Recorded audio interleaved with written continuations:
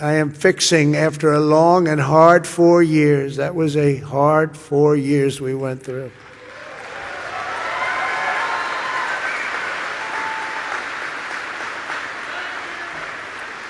Who would let that happen?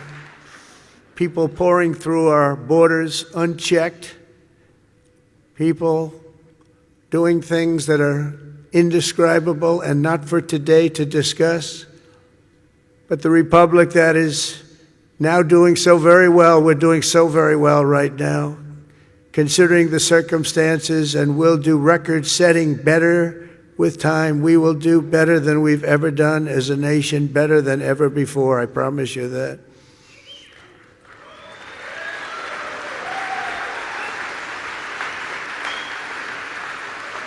In every generation since, at Trenton and Yorktown, at Vicksburg and Shiloh, and in faraway places with names like Chateau, Terari, Anzio, Iwo Jima, Quezon, Kandahar, really just a few chosen names, and these are names that have become so important on the altar of freedom.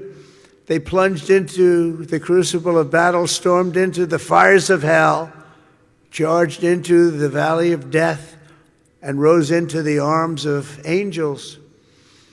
The sacrifice that they made was not merely for a single battle, a long-ago victory, or a fleeting triumph, decades or centuries past. Their sacrifice was for today, tomorrow, and every morning thereafter. Every child that lives in peace, every home that is filled with joy and love, every day the Republic stands is only possible because of those who did what had to be done when duty called, and the cost was everything to them and to their families. Our debt to them is eternal, and it does not diminish with time. It only grows and grows and grows with each passing year. The greatest monument to their courage is not carved in marble or cast in bronze. It's all around us, an American nation, 325 million strong, which will soon be greater than it has ever been before. It will be. And so today we uphold the memory of our heroes, as people have done since ancient times, by telling their stories and exalting their names. Senior Master Sergeant Elroy Harworth was a young, beautiful man from Earhart, Minnesota, when he enlisted in the Air Force and was sent to Vietnam. 59 years ago this very week, Elroy and his crewmates climbed into the dark skies over Da Nang on a classified mission known as Operation Carolina Moon.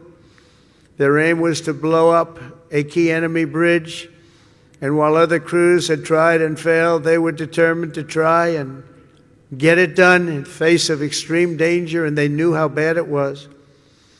As their C-130 closed in on its target, and Elroy jockeyed his 5,000 pounds of explosives into position, the aircraft came under unbelievably intense fire. They'd never seen anything like it.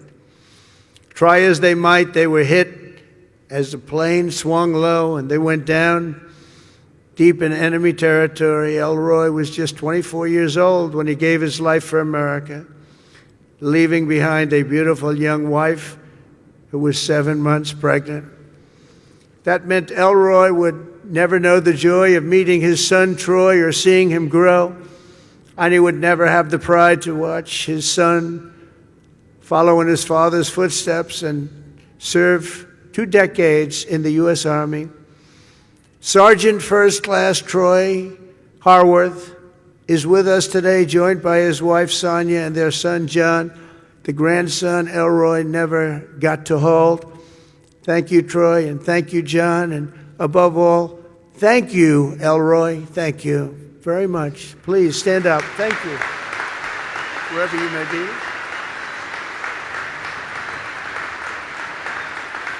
Thank you very much. Great family. Of Corporal Ryan McGee of Fredericksburg, Virginia, knew from the time he saw the towers fall on 9/11 that he wanted to be an Army Ranger. He was an American guy, all American. He was a tough guy. He was the top of everything. In high school, he was captain of the football team and was voted friendliest and most charming by his peers. Ryan joined the Army soon after graduation, and after 3 tours in Afghanistan, he deployed to Iraq. He and his unit were tasked with hunting down a weapon facilitator and a suicide bomber cell near Baghdad, a vicious, vicious cell, killing many, many people. 16 years ago this month, they engaged the enemy in a firefight, and Ryan was mortally wounded. He gave his life at 21 years old, and today he rests until the end of time in the famed Section 60 here at Arlington, where we have buried our honored dead from the War on Terror. We are joined today by Ryan's mom, Sherry, and Sherry, all of America shares in your grief, and more importantly, we share in your pride in your wonderful son. And thank you so much for being here, Sherry. Please, Sherry.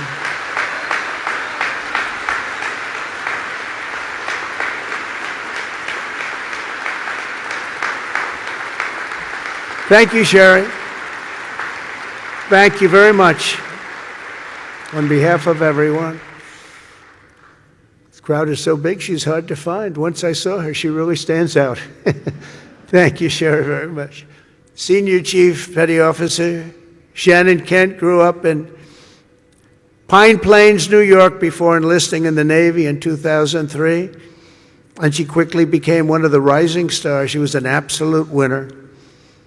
As a linguist, translator, and cryptologic technician, Shannon worked alongside elite special force units like Delta Force and Navy SEALs to help them capture and kill terrorists. She was among the first women ever to do it, and she did it better than anyone.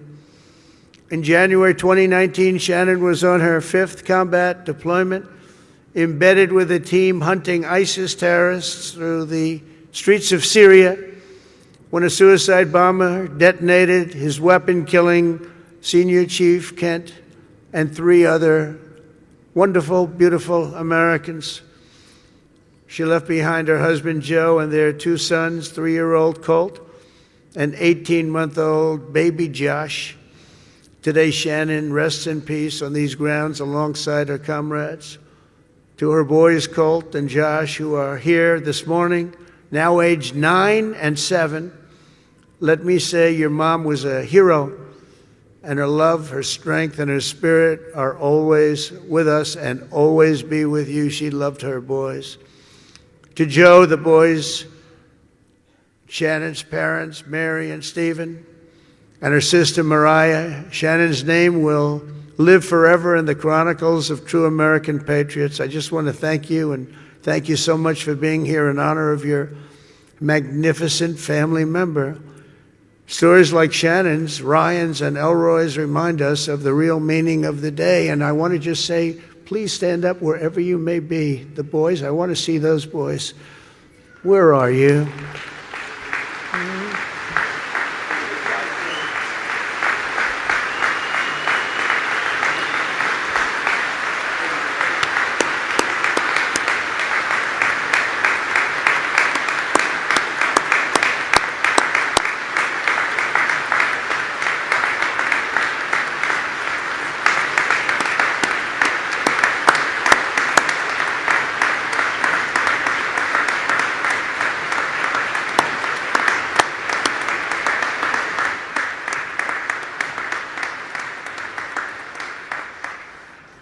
Yeah, good-looking guys.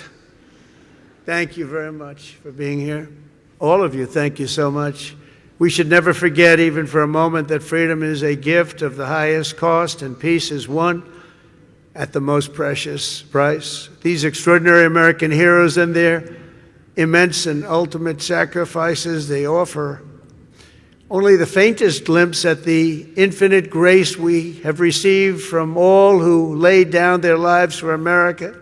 Over the past 250 years, we're going to have a big big celebration, as you know, 250 years.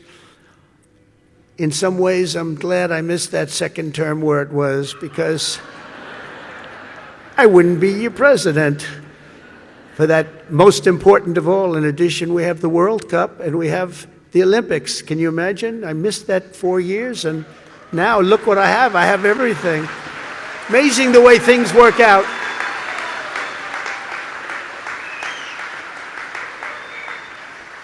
God did that. I believe that too.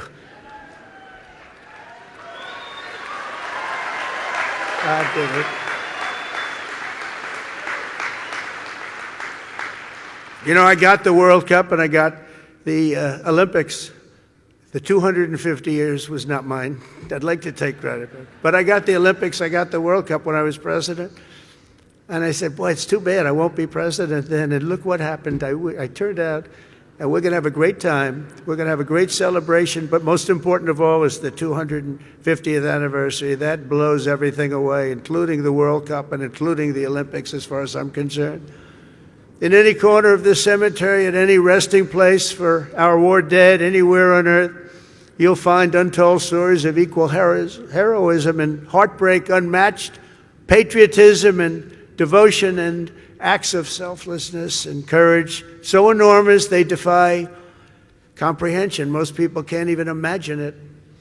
Great poets have written that it's love which moves the sun and the stars, but here on the sacred soil, right where we are, we're reminded that it's love which moves the course of history and moves it always toward freedom, always. From Bunker Hill to Bastogne to Cantigny to Coral Sea, from Gettysburg to Guadalcanal and Concord to Kabul, America's best and America's bravest have fought, bled, and died so that we could pick up the torch of liberty, raise it high, high, high, and carry it onward to places they could never have dreamed of before. Today we honor their memory. We remember their gallantry. We just revere, in the highest sense, we just revere their incredible legacy. We salute them in their eternal and everlasting glory, and we continue our relentless pursuit of America's destiny as we make our nation stronger, prouder, freer, and greater than ever before. May God bless our fallen heroes. May God bless our Gold Star families. And may God bless the United States of America. Thank you very much, everybody. Great honor. Thank you.